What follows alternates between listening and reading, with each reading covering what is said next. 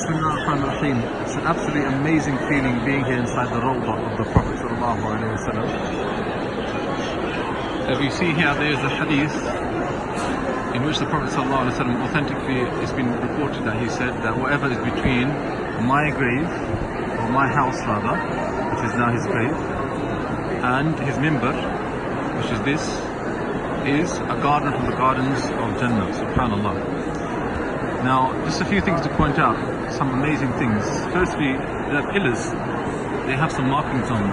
They're called ustuwana, meaning a pillar, and that is the ustuwana of sarir, which means the pillar of relaxing or sleeping. And they said that the Prophet ﷺ used to set up his tent for i'tikaf just there. Over here now, the next pillar to its left, where you can see that man is sitting there, the security guard, that, they said, is the pillar in which Ali radiallahu ta'ala sometimes would sit at, or the spot that he would sit at to watch over the house of the Prophet sallallahu alaihi wasallam.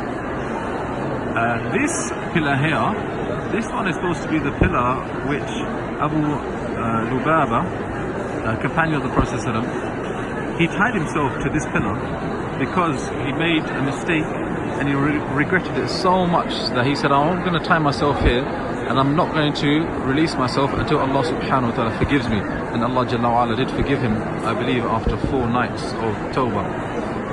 However, the most special the most special pillar rather, is this one here. This is called Ustuwan of Aisha radiallahu ta'ala anha.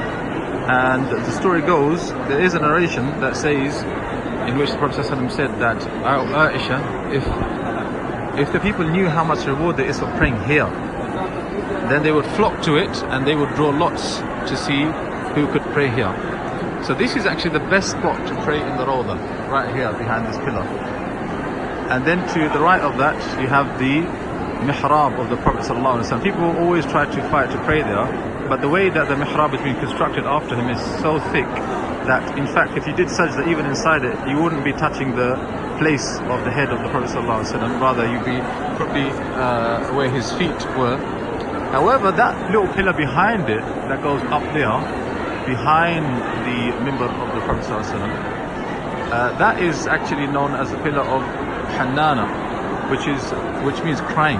And the story goes that that pillar is where a tree used to be, which the Prophet ﷺ used to lean against to deliver his khutbah.